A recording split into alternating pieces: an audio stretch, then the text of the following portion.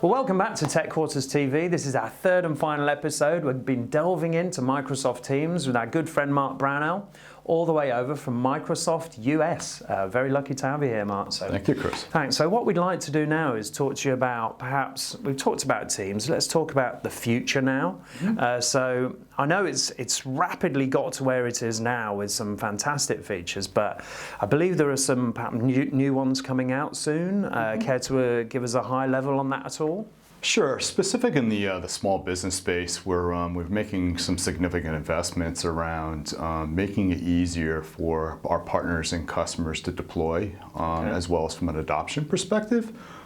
Plus, there's some key investments we're making around phone system and meetings that are really going to be honed in on the small business segment. That's useful. Phone system and meetings, I mean, those are the two big things that make it. Absolutely. It's not just a telephony suite, is it? You know, it is a communication suite, you know, so all of those four key things, you know, chat, it's unifying chat, isn't it, basically, in communications? It's a big market. I mean, it's a $14 billion market. Wow. Opportunity out there globally. Okay. Yeah, well, this is significant.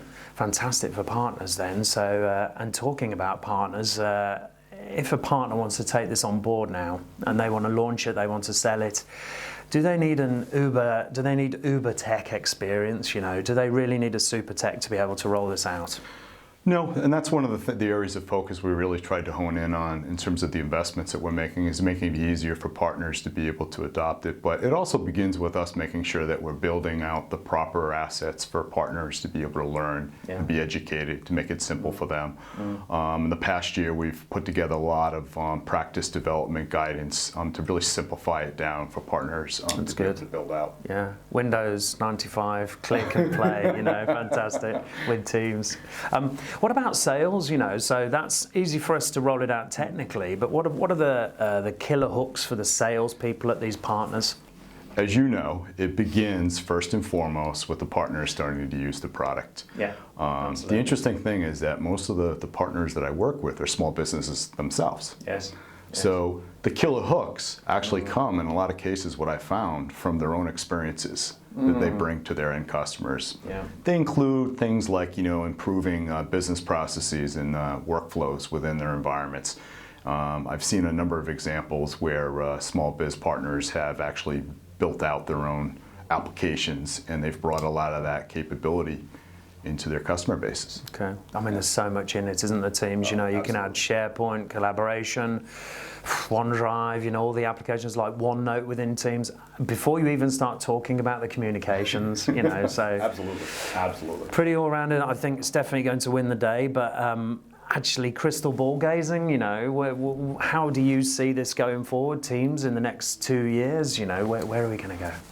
I'll comment on a personal level. I mean, this is based upon a lot of conversations with partners. I think it's going to be around, first and foremost, around the development platform. Okay. We really have made it easy for partners as well as customers to build in and simplify business processes and a lot of the workflows, like I just mentioned a moment ago. Yeah.